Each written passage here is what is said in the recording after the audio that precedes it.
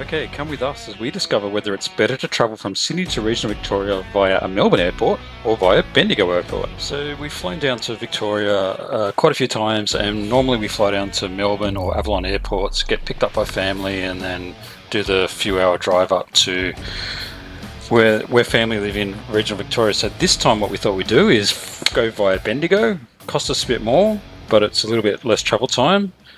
You can see here, to travel via Melbourne or Havilland airports, it's a little bit cheaper. It takes an extra 2 hours, and we need to put in for some petrol for our family to come and pick us up. And on the right, you've got the Bendigo drop-off.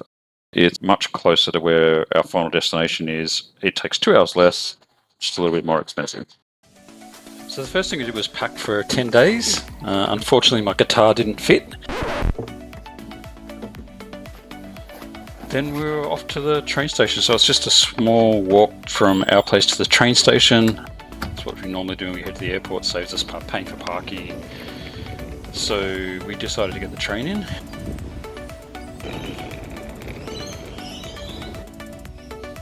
In Sydney, you can tap on with your key card. You don't need an Opal card anymore. We're at the train station ready to go, waiting for the train, and this massive thunderstorm had rolled in. We're getting a little bit nervous that when we flew out, we're going to have to fly through this thunderstorm, but it managed to clear and had swept through before we got to the airport. Sydney trains are a little different to Victorian trains, where they're double deckers and you can move the chairs from front to back depending on which side you're going. Alright, we are on our way to Sydney Airport. We're getting the train in. This time it's going to be about an hour train, and then we have to get off at Central Station in Sydney and switch to the airport train, and we'll see you when we get there.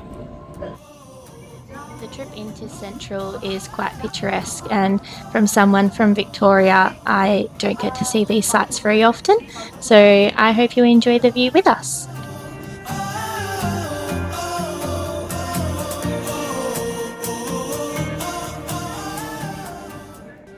After crossing the Sydney Harbour Bridge, we arrived at Central Station, where we needed to navigate between the intercity platforms and the airport line. We used the lifts, which helped with our luggage, and then we were off to the domestic airport.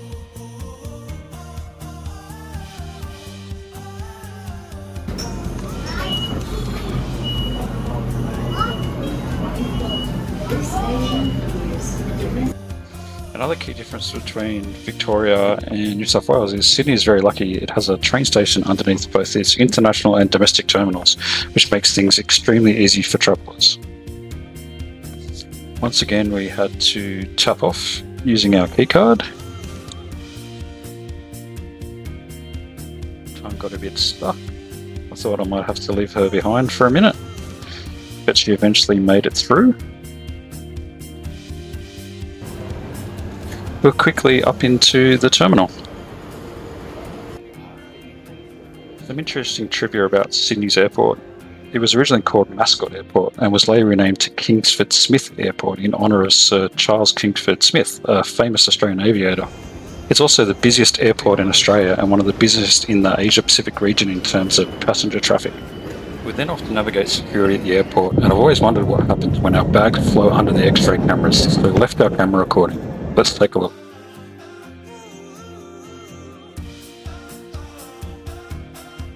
After going through security, we headed to the food court to get some snacks and a drink and fuel ourselves for the exciting flight ahead.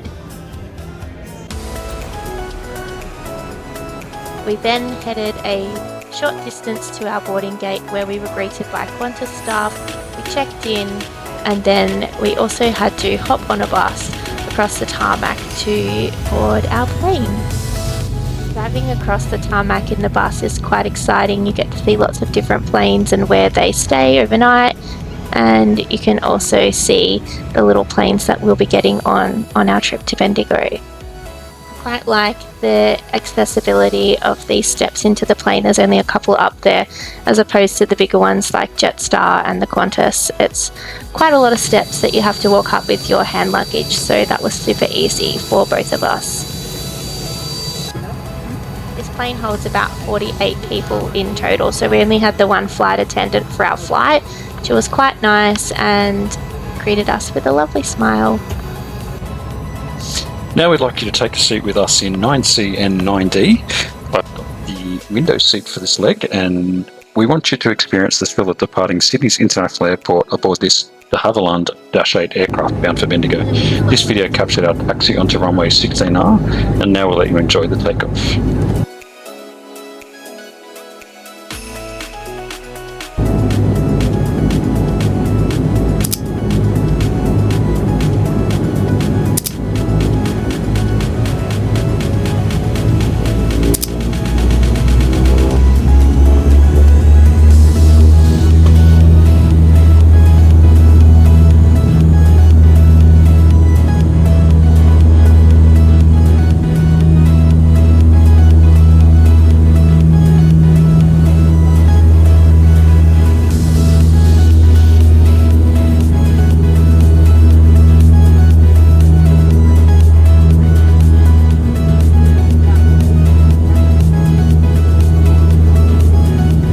See the landing gear go up there. So from this vantage point, as we took off to the south, you can get an excellent view of the spectacular aerial views over southern Sydney. You can watch the landscape unfold beneath us as we ascend and gracefully bank right in a second, which offered us breathtaking glimpses of the picturesque beaches south of the airport.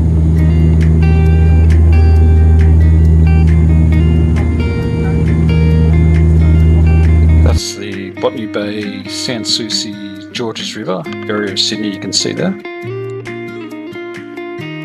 As we headed up to our cruising altitude of about 25,000 feet, which is 7,600 odd metres, our pilot let us know that he'd flown around some of those clouds you can see there going off to the right. There were thunderstorm clouds, so we avoided that and avoided the turbulence and had a pretty smooth flight up and across the Canberra region and into Victoria and off towards Bendigo.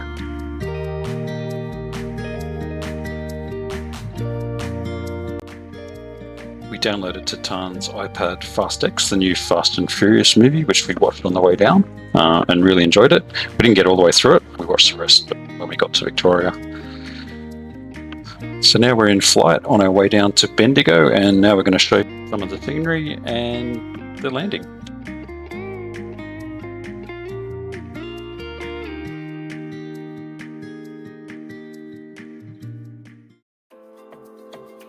Credit to my girl Sammy, who took a video standing in her backyard of us going over. They were standing out there watching planes, and she was talking to her girls saying that Auntie Tani was on that plane. They didn't believe her until we landed.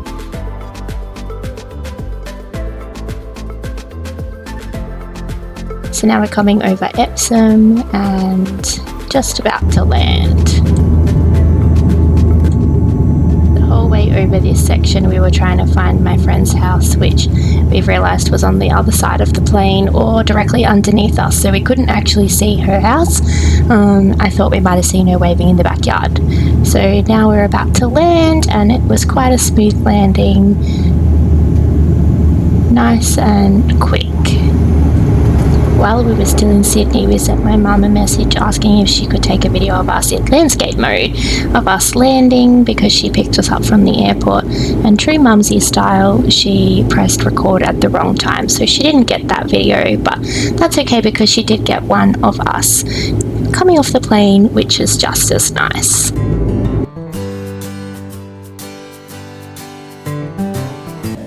Now we're off the plane and we're going to pick up our hand luggage, which is called premium hand luggage. Just on the side there you can see my pebble case. It's just a short walk to the inside, and we were greeted by my mum and my niece. So we quickly packed up the car, and then we're off and on the way to my hometown. Big thanks to Mumsy for picking us up from the airport and driving us back home. And that was our trip from Sydney to Bendigo. So what do you think, Tarn? I think that it was a lot easier going to Bendigo than what it was to Melbourne, and we weren't as tired from all the time in the car that we would have had to spend.